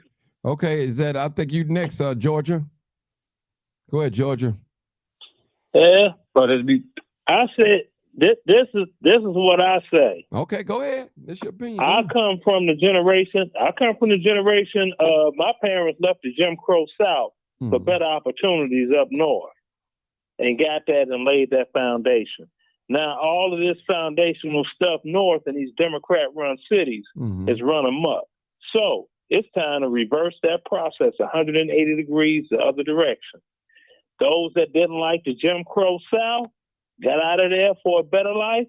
Those that are in doggone New York, Chicago, New Orleans, thus and so, that don't like that, it's time for y'all to leave. Get some type of method to go, college, trade school, military, something. That's 3 options right there. Get on before you get, I almost said the S word. Get on before you get spit on. I'll change that to spit. Okay. Get on before you get spit on, and you doggone end up repeating that cycle. Like I said, I got one living sibling that's still there. Well, I'm like, I'm tired of telling you. So, I'll see y'all at the next funeral or wedding. So you ain't coming back to visit? No, what's there to come back to? When y'all gonna come visit me? I've been gone over 30 years. When the last time one of my siblings came out of Chicago, out of the state of Illinois, and visited me anywhere I lived in the United States? Never. You see what I'm saying? But I'm supposed to be, let me go home. Y'all never did come to see me, so damn that. It took me a long time to get to that point, but I was like, man, damn that. You want to see me? You come see me. I done seen y'all my whole life. See? So you want better, do better. Free the mind, the ass will follow. All right. And all this blame, racism and this, man, you miss me with all the racism blame game, okay? But don't you think, hold on, let me ask you a question. Ain't nobody. Hold on, let me ask you a question, brother. You talking about miss you with that. Do you think racism still exists? This is 2023, brother. Yes, racism still exists. Racism is always going to exist. What you mean miss you with that, brother? Can I explain, brother? Go ahead. Can I explain? Yes, sir. Go ahead. Racism will always exist. Classism will always exist. Racism does not exist to the degree that a whole lot of black folk are making it out to be. It just doesn't. Brother. And when I ask people to give me a personal example thereof, well, see, back when, no. Don't give me no back when. I'll give you when one is the right last, now. I'd ask people. Ask me. Go ahead. Ask me. First Okay, of all, your last, most recent example of racism. yes, of course. That's so simple. Every day I wake up, if I look at the TV, I see racism. Every crime. I'm talking about Hold to on, you brother. personally. No. That's To me. you Hold on, personally. brother. When I see my brothers, hold on. When I see black people only crimes that's reporting on the TV, there's a hype, there's a plight to make us look bad. Every black person, such as yourself, that's not out there doing drugs, not robbing, not killing, and not stealing. If our young people look at the media, the TV, the mainstream media, looking at themselves, all they see through their boxes, black people snatching and grabbing, carjacking, robbing, stealing, murdering, gang banging. That's all you see 90% of the time when it comes to our community being reported on. Now, are everybody out here committing crime? No. Are everybody out here selling drugs? No. That affects me when I see my people sins put out on blast, and like we the only ones. If you watch TV right now, brother, in city Chicago, now you live in Georgia, you would think we the only ones out here committing crime. You would think so. You would think that. You would think that. If that don't have an effect on me, can I give you? Yeah, go ahead. That's a fact. Now let me tell you. I'm gonna give you exactly what I'm talking about. When I said last example of personally. When I worked for TCI Cable, if you have been in Chicago long enough, you remember them. Yeah. I had to disconnect the guy's cable on 159th and LeClaire. White guy, mind you. He was acting a fool. I called in a doggone 10100, so they sent the police out there. Dude used the N-word, like, oh, I'm sitting here like, that's the best you got? Why don't you say something about my mama? You know? That was racism, using that term against me because he did not pay his cable bill. Don't tell me, why don't you go back to your own neighborhood? I'm like, I live on 158th and LeClaire, right there. Hi, neighbor. Mm-hmm. Now, I'm not talking about, well, they do this, and when I see that, I'm talking about the individual. The last time a person that is not a black person use a racist terminology, denied someone service or whatever. That's what I'm talking about. Let me help you out, brother. Let me help you. Now, hold on, bro. No. Let me get 15 seconds. No, come on, 15 seconds. No, you hold on. I'm gonna give you 15. I'm gonna give you a minute. I'm gonna give you 2 minutes after I get through talking. Listen, brother. First of all,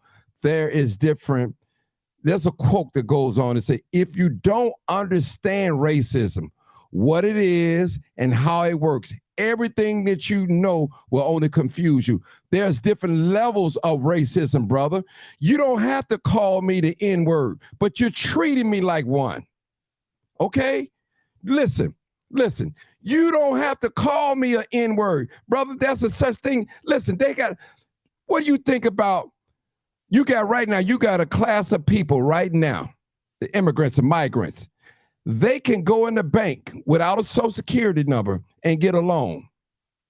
Here I am, a citizen, born and raised, a descendant of slavery. And I can't they're going to go by every checkpoint. If that ain't racism, what is, brother? What is, brother? Listen, let me give you an example. Who introduced drugs to the black community? If that ain't racism, what is, brother? You got a police department here that's patrolling our community, that don't have no respect for our community. And their motto is shoot first and ask questions later. I'm telling you. And I'm not saying all cops are bad, but that's the mentality that they have toward black youth here in Chicago, brother. I'll give you an example. This happened last year. Up north side and the south side, there was two hostage situations. Same scenario. It was a white man. He shot through the door of his wife or something. Shot through a door. SWAT went up there. They reasoned with that man for probably eight or 9 hours. Then that very same day, a black young man, he was having a mental episode. His father called. Man, it wasn't 10 minutes before they killed that man. SWAT. 10 minutes. If that ain't racism, brother, what is? If this ain't racism living in the city of Chicago, why is it that in Inglewood, when you was living in Inglewood, it have not gotten no better? Now, we have an alderman like they have an alderman up north. Why can't we get no resources? All of us not stealing and killing and gang banging. Why should we have to suffer? So, brother, like the did you know the alderman that represents Hyde Park also supposed to represent Inglewood? No. Did you know that? True. That's not true now. It's not true now. Okay, well, let me school you on. It's not true now, let me school you on Inglewood something. got 4 You know different how alders. Hyde Park. I know. You know how Hyde Park. No, hold on, bro. You know how Hyde Park's always been, right? Right. We got the same representation in government, right? Right. So why is Hyde Park getting all of the this and the that and Kenwood High School and this and that, but Inglewood High School, Robeson High School, Parker High School don't get a damn thing? Well, why you think that, brother?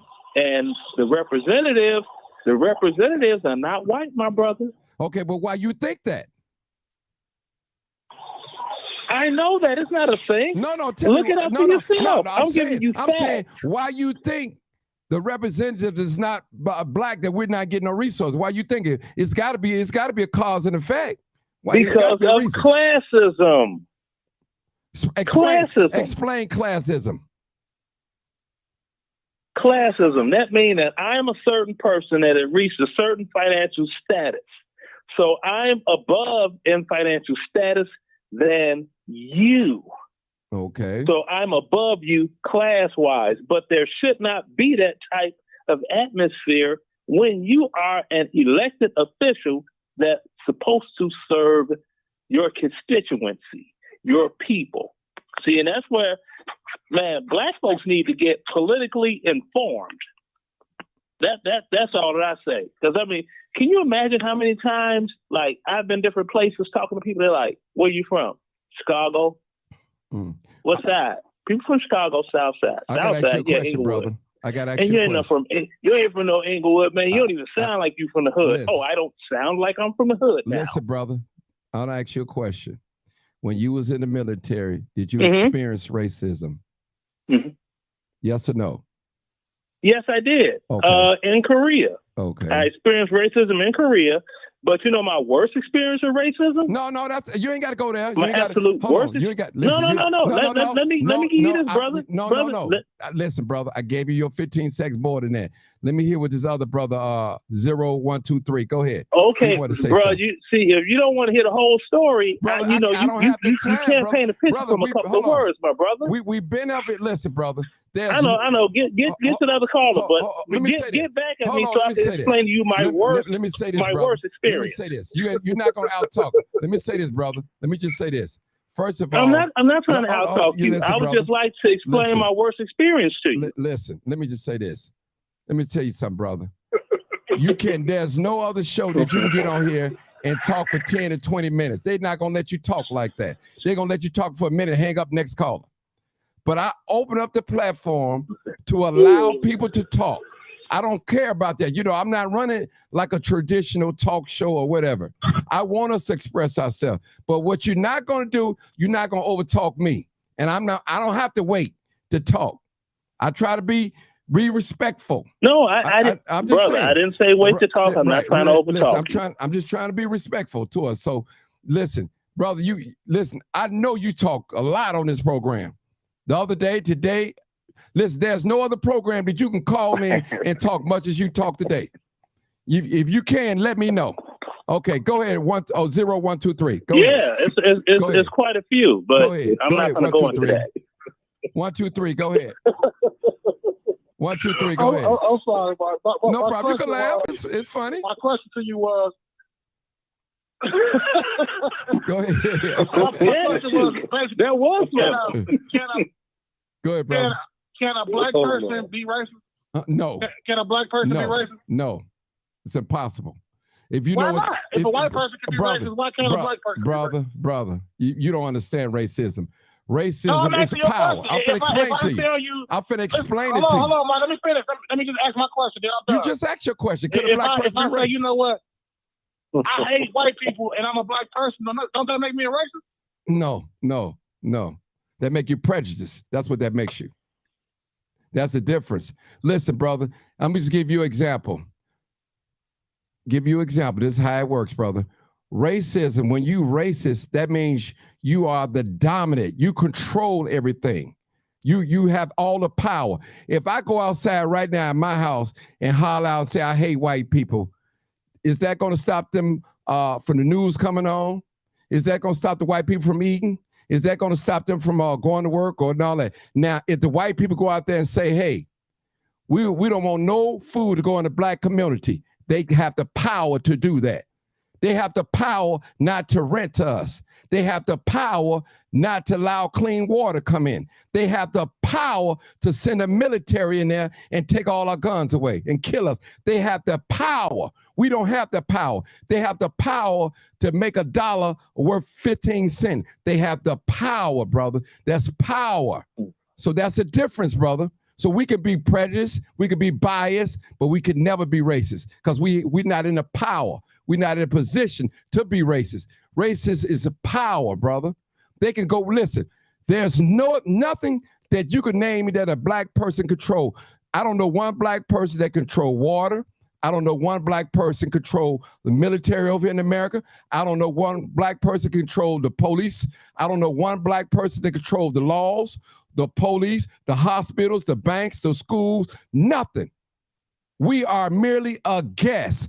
Do we have individual success? Yes, but as a whole, we are guests here in America because we don't own or control anything. That nobody can deny. Anything that's worth owning in this country, white people own it. And I'm going to go a little further than that. If you're married, your marriage is not acknowledged unless it goes through them. If you want to be divorced, your divorce is not acknowledged unless it goes through them. If you want to open up a business here in America, you have to go through them if you want it to be acknowledged. So these are power, brother. That's power. That's different between just talking, running your mind, talking about your peer. Black people talking about you. I can go out there and say I hate all white people. They ain't gonna stop them from eating. Now let the white folks get mad. The white folks, they make the rules and change them and break them. They've shown us.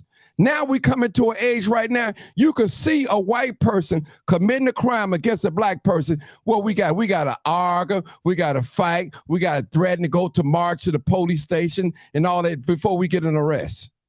But let a black man shoot down a white person, kill a white person. They ain't going to take no time to arrest. I'll give you an example. There was 6 officers that beat up and killed a black man. They didn't waste no time arresting them at all. They didn't have to go through the margin. We had a killing here in the city of Chicago where a white man put 16 bullets inside of a black man body, a young teenager. And they hid it for 2 years. Then when it came out, brother, we still had to march for them to arrest him. We still had to do that. Why is that?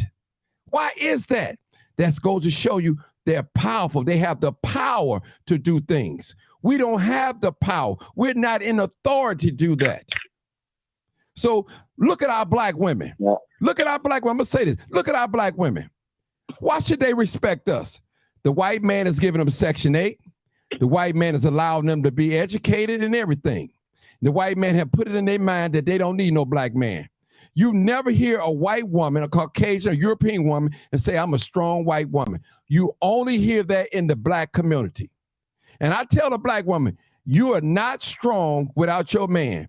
And if you're so strong, why are your children are out there killing each other, robbing and stealing? Why are your children taking over your home? Yeah, you have a master's degree. Yes, you have a beautiful house. Yes, you have a career job. Yes, you have a fat bank account. Yes, you have a nice automobile. But guess what? The family structure is gone. It's out of order. It's out of order, brother. And it's by design to put the black woman ahead of the black man. Come on, brother. I live in the city of Chicago. I see more black men riding bicycles and more women driving cars. It's the women that got it going on. And I'm not hating against the black women. I'm congratulating you women. So don't think I'm hating on you. And listen, but you got to know your place. You have to know your place. Well, Martin, I pay all the bills and I can do whatever I want to. He can't come here and tell me what to do and take control. Guess what, sister? You'll be a single woman or you're a yes man, a weak man. Because a strong alpha male is not going to let you dominate him.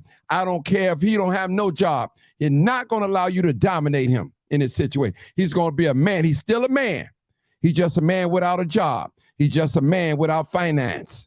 But he's still a man, and you have to respect him as your man, your husband. So this is power, brother. It's power. There's no comparison to the white man, to the black man first. Power. He runs and controls everything. Your education is not acknowledged. Now, here I am into broadcasting. I don't have no broadcasting degree or skilled journalism. He might not even acknowledge me because I haven't went through his institution. Just like a mechanic, an alley mechanic. He is not considered a legit mechanic because he didn't go to school, but he still know how to do the work. Just like a doctor. You may have home remedies. They may call you a witch doctor, whatever, a herbal doctor. But if you didn't go through their learning institution and get accredited through them, it don't count. It don't count. So that's all I'm saying, brother. I know I sound like an angry man. I got a right to sound angry, to be angry. And I'm not going to forget my past because they're not going to forget their past. Because if they arrest you, brother, go ahead. Can I add something on that? Go ahead, brother. Texas, go ahead. Go ahead, Texas. My bad. But yeah, I definitely agree with everything you just said. And brother, if you don't understand that, let me get, because some people still think, even though you said all that, some people still think that black people can be racist. Well, let me break it down to you like this. We gonna get out of the black and white thing, right? We ain't even gonna talk about black and white. We're gonna talk about the word itself. Race is the suffix of the word is. What does is mean? Look up IST on the end of a word. The suffix of IST, that means one who knows. So now you got race is. Race is one who knows their race, right? That's the word. Race is like scientist, one who knows science. Pianist, one who knows the piano. You know what I'm saying? That is. Oh, wow. What happened? My phone hung up. Hold on, brother. My phone hung up. Hold on. My goodness. They cut that phone off. Hold on, people. They cut my phone off. Oh, hey, let's see. Hold on, bro. Hold on.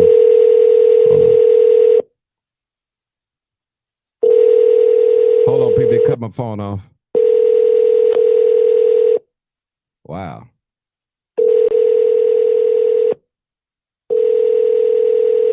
They ain't even let me in. Hold on. Wow. People, I guess I'm talking too much. I'm calling my line. I can't even get in myself. This ain't never happened, people. This never happened. I promise you. This never happened. Hold on, brothers. If y'all can hear me, I can't hear you guys. Let me just try this again because this is strange. This never happened where I couldn't get back on. Okay, hold on. I didn't hang up on nobody. I promise you guys, I did not hang up on nobody. I didn't hang up. You got to call back my line so I can get to hear them. People, this is unreal. This is unreal. People, this is unreal. This is not real, people. This ain't never happened. People, this never happened. They probably still talking. I can't hear them. You can't hear them. I can't hear them either. I'm calling my numbers where I call in and wow. Maybe I need to reboot. I need to reboot. I need to reboot. Need to reboot. Wow, this had never happened. I'm sorry, people. It was getting good. When you get talking about real serious issues, it's getting good. So I'm going to they might have to call back because I gotta get out of here. Well, I'm gonna end it right there, people. I'm sorry. We're having technical difficulties and I appreciate y'all, people. I appreciate y'all. I really do. We've been on here for 2 hours exactly right now, 2 hours and 24 seconds right now. So I appreciate you guys for tuning in. I did not hang up on anyone. I had telephone difficulties, so hey, I don't want to let you know. I want to hear everybody and things happen. I guess this is a deep conversation and you know who owns the airwaves, who owns social media, not people look like me. You know who controls the satellite telephone signals, not people that look like me. So you know it's the truth, people. And I'm just telling you, I'm waking the dead. I'm waking the dead up. This is real, people. So I appreciate y'all for tuning in. This is live, uncut, unedited. You already know what it is. Live, uncut, unedited. Peace out, people. We'll resume tomorrow. Thank you. Good night.